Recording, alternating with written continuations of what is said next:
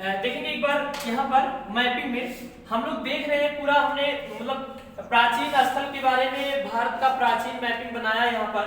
और इसमें देखेंगे कालीबंगा को अस्थाई दर्शाए हैं। और कालीबंगा बड़ा मुख्य क्वेश्चन पूछता है। पहला क्वेश्चन ये पूछता है कि कालीबंगा कहाँ पर स्थित है। तो हम लोग ध्यान रखेंगे राजस्थान में। देखेंगे मैपिंग में आपको गुजरात के ऊपर जस्ट राजस्थान मिल रहा है। तो कालीबंगा कहां पर प्राप्त हुआ है, कालीबंगा का स्थल कहां पर है, तो हम लोग इस चीज को ध्यान रखेंगे राजस्थान में। और राजस्थान में किस नदी किनारे है, घग्गर नदी किनारे है। ये जो घग्गर आधुनिक है, मतलब घग्गर की अगर बात किया जाए तो घग्गर नदी में जो जल जाता है वो इंदिरा गांधी नहर के माध्यम से जाता है। इसी घग्गर नदी विलुप्त प्राय हो चुकी है। यही घग्गर नदी प्राचीन काल में सरस्वती नदी के नाम से जानी जाती है।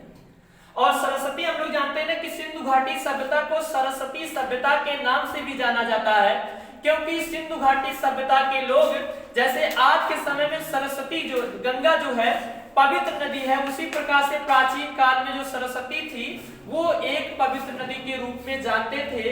अर्थात लोग सरस्वती नदी के नाम से पूजा करते थे, इसलिए इसे सरस्वती सभ्यता के नाम से भी जाना जाता है ना। और ये धीरे जानते सरस्वती नदी आज के समय में विलुप्त प्राय है और वो अपना स्थान छोड़कर काफी मतलब दूर तक पहुंच गई है। तो वहीं थोड़ा सा उसकी एक घग्गर है, उसी को नाम दिया गया है। ठीक है ना। तो पहला काम इस चीज को ध्यान रखेंगे कि कालीबंगा निम्नलिखित में से कहां से प्राप्त हुआ, कालीबंगा किस राज्य में स्थित है, तो ध्यान रखेंगे राजस्थान में। और क्या यहाँ प्राप्त हुआ है, तो ध्यान रखेंगे कि आरी तिरछे जुते हुए खेत के प्रमाण, मतलब क्वेश्चन पूछता है कि आरी तिरछे जुते हुए खेत का प्रमाण कहां से प्राप्त होता है, तो कालीबंगा से। ठीक है ना।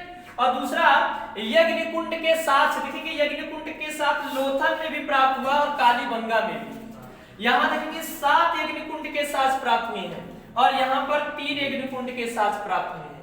दोनों जगह मतलब ये है कि पहले के समय में भी लोग यज्ञ अनुष्ठान करते थे, यज्ञ वगैरह करते थे, है ना।